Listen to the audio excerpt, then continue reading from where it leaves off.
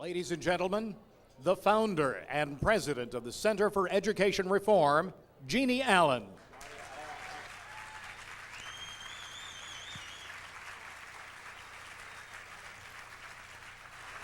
Thank you. Thank you. Oh, don't do that. Thank you very much. Thank you. It's very nice of you. Thank you. Thank you very much. Thank you and welcome.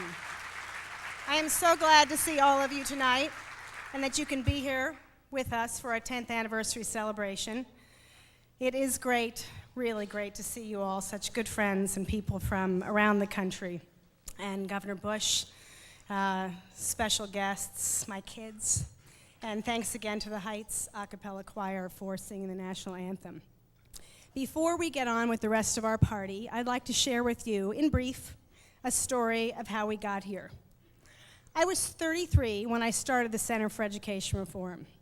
I had 3 children, and I left the security of a premier research institution that gave me my formative training. It also had reinforced my own adherence to pursuing principle over politics. I had $33,000 in the bank to start CER, thanks to a good friend who was willing to take a chance on the first 3 months of CER. He makes garlic, among other things. I thought it was a good sign. If all went well in the next 3 months, he said, and there were other supporters, there might be more. I assembled a board, a logo, and an office. We had 3 staff in 1993, and we had 3 months. By November, I was on my way to a potential supporter in St. Louis who had been convinced that he couldn't last in life if he didn't meet me.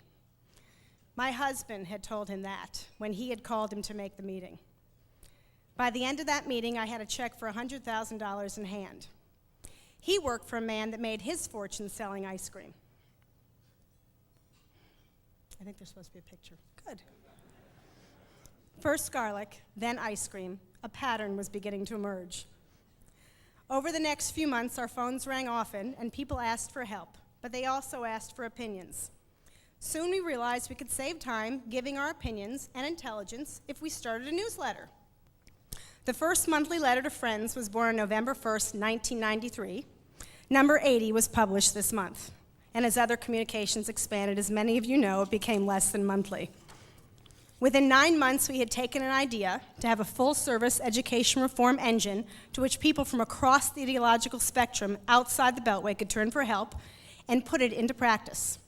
Within 9 months, I was on my way to possible major donor number 3. And I was also about to give birth to child number 4. I arrived at an airport in Tulsa, 8 and some months pregnant, and drove 2 hours to visit this particular prospect. As I drove looking desperately for food, where none seemed to be located, I noticed I was really big. I also wore yellow. I thought I was doomed. It wasn't so bad, but it wasn't great either. It could take a few months, they said, to determine interest. On the way back, I swore I'd begin shopping at Walmart for diapers. We drove nearly an hour every weekend to do so. In the meantime, with baby in tow, we headed to a board meeting of our 4th donor prospect. She was 2 weeks old. I had to be 33 before I got to Lake Tahoe. That meeting yielded fruit, as eventually did the meeting at Walton Family Headquarters. And in keeping with the rule of 3s, coincidentally, by 1995, CER had a budget of $300,000, though the staff had grown to 5.